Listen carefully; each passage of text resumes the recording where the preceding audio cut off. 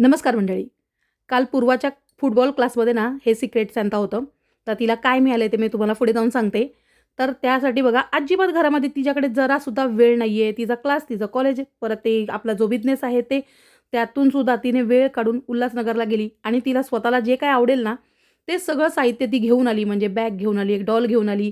परत मुलींना जे काही आवडतं ना, नेकलेस, कानातले वगैरे असं सगळं छान-छान वस्तू घेऊन आली. मस्त पॅकिंग केलं आणि त्या मुलीसाठी ती घेऊन गेली. नंतर तिला काय मिळालं म्हणून प्रथमेशने तिला विचारलं, जेव्हा ती गाडीमध्येच होती. तर तिने सांगितलं, की मला एक छोटीशी डॉल दिली आहे त्या मुलीने.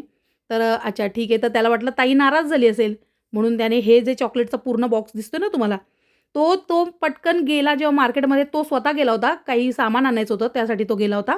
तर त्याने ताईसाठी हे सगळं आणलंय बघा. म्हणजे ताईला वाईट नको वाटायला, की मला काही मिळालं नाही म्हणून.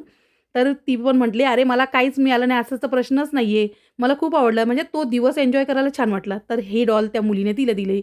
तर ही सुद्धा डॉल छान आहे. आणि मी सुद्धा आज पहिल्यांदाच ऐकलं सिक्रेट सॅन्टा वगैरे काय असतं ते. चला आपल्या मुलांमुळे नवीन-नवीन मार्केटमध्ये काय आलंय ते सुद्धा कळतं आपल्याला.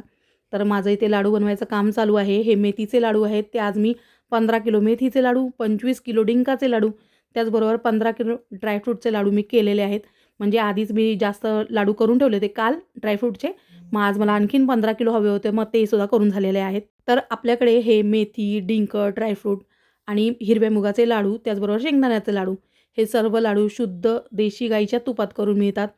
तर हे जर तुम्हाला मागवायचं असेल तर स्क्रीनवर नंबर दिलेला आहे. त्याच्यावर प्लीज फक्त WhatsApp मेसेज करा आणि कॉल करू नका.